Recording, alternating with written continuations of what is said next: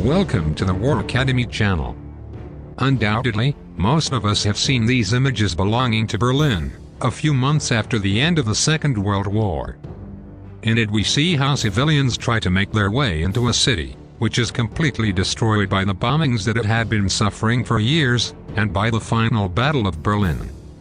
In today's program, we will analyze what life was like for the civilians of Berlin from the end of 1944 until the moments before the battle for the German capital and the subsequent arrival of the Soviets.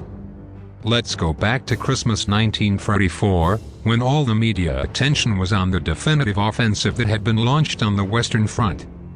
At that time, the food shortage was already tremendously evident, and those years were gone when everyone had a roast goose for dinner. After a few days of intense information about the advance of the German troops through the Ardennes forest, the news about this offensive gradually stopped arriving. This undoubtedly heralded the worst. A pessimistic mood was already taking hold of most of the population, picked up by the black humor jokes that were circulating around the capital at that time. This Christmas was practiced, give a coffin, said some of these jokes. The airstrikes on the city were only intensifying. On the one hand, the British bombarded the city at night and the Americans during the day. These raids had already become so frequent that Berliners spent more time in bomb shelters and basements than in their own homes or directly on the street. This generated, among many other things, a significant lack of sleep, which contributed to a combination of repressed hysteria and fatalism. As we saw in the program that we uploaded a few months ago in which we analyzed the 3 mega anti-aircraft towers of Berlin. These were the best shelters for the civilian population when the city was bombed. Although their size impresses us, it should be noted that, in the original project, Hitler had ordered them up to 3 times larger than these that we are seeing on screen. With a capacity for about 10,000 Berliners, almost 30,000 people finally crowded badly when the sirens sounded the alarm. The situation inside was hellish when the bombardments began. When his capacity was tripled, the claustrophobic feeling only accentuated. The lights began to flicker and on many occasions they would go dark. The water supply also used to fail when pumps damaged part of the water supply lines and toilets had to be sealed. This decision was not made due to the lack of water, but because due to the anguish and depression that many people suffered, they ended up committing suicide inside after locking the latch. These suicides only increased from the beginning of 1945 onwards. An atmosphere of imminent collapse reigned in the capital, both in personal lives, which were completely broken, and in relation to the existence of the nation. People spent the money they still had without any moderation, knowing that it would soon lose its value. Many girls of all ages were rushing to get pregnant by someone they knew, before falling into the hands of the soldiers of the Red Army, which, according to the stories that came from East Prussia, this was going to mean, in buildings that were completely collapsed and that could no longer be inhabited, families left written on the walls the new place they were going. These messages were addressed to their husbands and children, who also did not know if they were alive or not, since they kept the hope that they would return from the front and be able to find them. Meanwhile, the day-to-day for Berliners consisted of the pertinent preparations for the defense of the city, work in one of the factories near the city that were still operating, and in the search for air raid shelters in which to protect themselves. It is estimated that the population that was in Berlin at the beginning of 1945 was around 3 million people. Obviously, there were not enough shelters for everyone. Whether in basements, bunkers, flat towers or in the subway, they were all overcrowded and with their capacity occupied 3 or 4 times higher than recommended. This caused the air to become excessively charged, and in many of these shelters water generated by the mist dripped from the roof. Many sites were even affected by the decrease in oxygen, which was a danger for the thousands of people who crowded inside the shelter, because if they were not careful, they could even die from lack of oxygen. To monitor these oxygen levels, candles were used at different heights.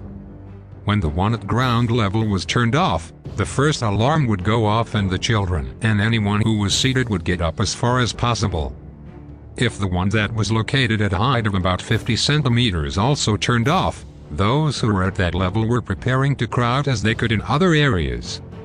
Finally, if the candle that was at a height of 1.5 meters was extinguished, the total evacuation of the site would proceed. On some occasions, this had to be done forcibly even though the bombardments continued to occur. There was no alternative, or they would leave the shelter and risk being hit by a bomb, or they would die safely inside. It is difficult to imagine living a single day under these circumstances, but could you imagine being like this for months?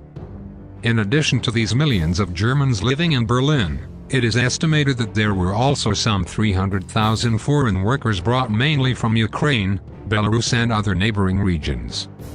The situation for them was even worse than that of the Berliners themselves, as they were forbidden to enter these shelters due to lack of space, and when the Soviets finally won, most of them were then sent to gulags. As the year 1945 progressed and the situation for Germany became more and more distressing, the thinking of the population became fragmented. On the one hand, there were those who wanted to plant an armed resistance to the end, with a morale that had not yet diminished. On the other hand, there was the other population group that was more numerous, and all they wanted was for the situation of suffering to come to an end. Although it is not possible to calculate how many of them were willing to surrender, since it was forbidden to affirm that kind of thing in public, there were many who trusted the latest announcements that were given from the Goebbels ministry. These alluded to the imminent appearance of new miraculous weapons, which would turn the situation around at any time. So that we can better understand the thoughts that many Germans had in that situation, we are going to read one of the letters that a Berliner sent to her husband who was a prisoner on French soil. I have so much faith in that we are finally going to win, that nothing can break a trust born of our long history, of our heroic past, as Dr. Goebbels says. It is impossible for events to develop otherwise. We may be in a very bad situation at this point, but we still have many determined men who are willing to fight. We have secret weapons that are reserved for use at the right time. Stay strong and don't let them bring you down. After the arrival of the Soviets a few kilometers from Berlin, already in February 1945 with the Vistula-Oder offensive, the work to erect barricades in Berlin was increasing. Just as these kinds of tasks increased for the German population, so did the ever-increasing restrictions. Everyone knew that despite the difficulties that had been dragging on their day-to-day for months, the worst would come when the Soviets set foot in the city and the battle for Berlin began. On April 12, the last concert of the Berlin Philharmonic took place. At that time the city was already a few hours from being directly attacked by land. Those attending the concert knew that they were trapped in the city and that the Soviets were already a few kilometers from it.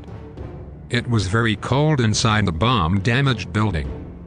There was no electricity and no one even took off their coat.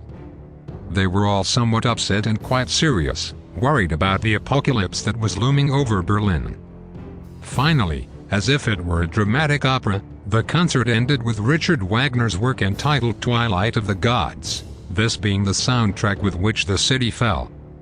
4 days later, the battle for Berlin began. Well, so far this program, in which we have seen what life was like and how the atmosphere was in Berlin a few months before their final fight. In future programs, we will analyze other aspects of the battle that will surely catch your attention. This is it. Subscribe and support this channel on YouTube if you like this program, and see you on the next program. See you soon.